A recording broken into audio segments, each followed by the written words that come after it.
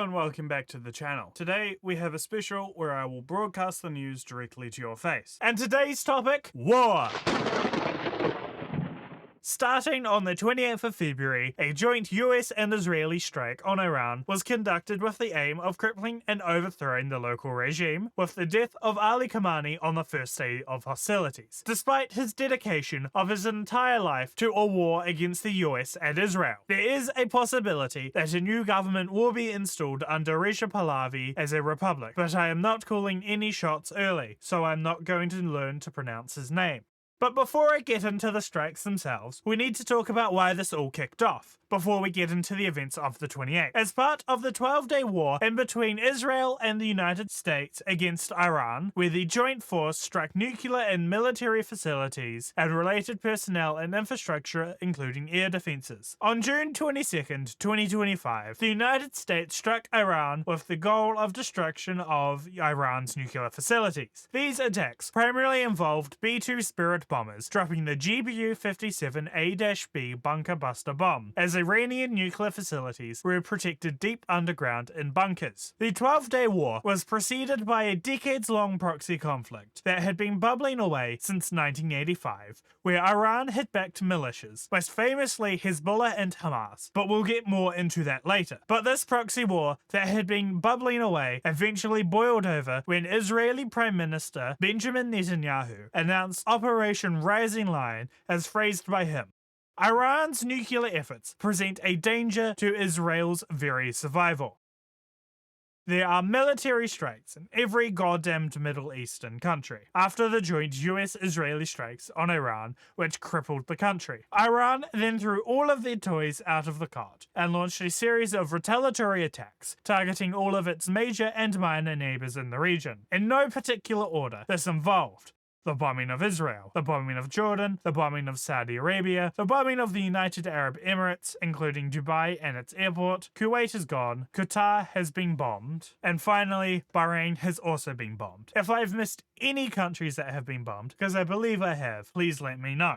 And now, to the Iranian anti-aircraft cover. We have Dark Snake NM in the field. Reports are in that the S-300 missile defense system sold to Iran in 2007 and 2016 still lack effectiveness as shown previously in Syria, Armenia, Ukraine and Venezuela, and now here in Iran. Reports from Ali Khamenei have left the system a 1-star review saying, quote, "For something this expensive, I expected better results." This joins Nicolas Maduro's 1-star review of "seemed powerful, reality disagreed." As reports suggest, the Israeli strikes knocked out all Iran's S-300 systems prior to the recent strikes, further supported by the fact that few, if any, missiles launched into Iran have been intercepted.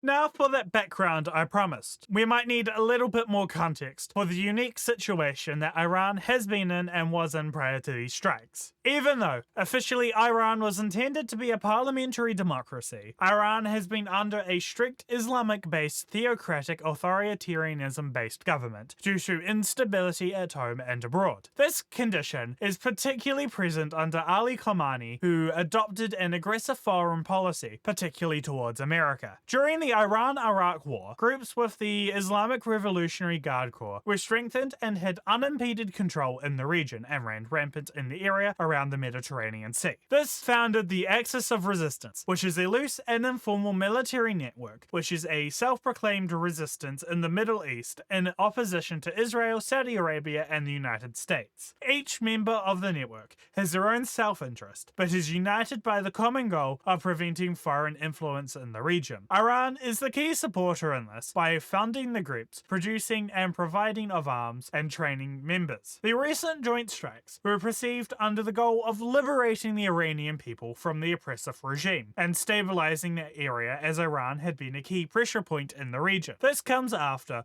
multiple previous strikes involving bunker-busting bombs to cripple Iran's alleged nuclear capacity. Additionally, the notable raids on Iranian anti-aircraft systems. These strikes come after mass protests against the regime that was being heavily suppressed by said regime, including massacres of thousands of civilians, power and internet blackouts. Being the largest uprising since the 1979 Islamic Revolution, Sources suggest that the death toll ranges from 3,117 deaths to 32,000 deaths. Protests were sparked by frustrations over the mishandling of the Iranian economy, human rights violations, rampant corruption, and internet censorship, which quickly evolved into a demand for the end of the Iranian government, with unified protests starting in the 8th of January.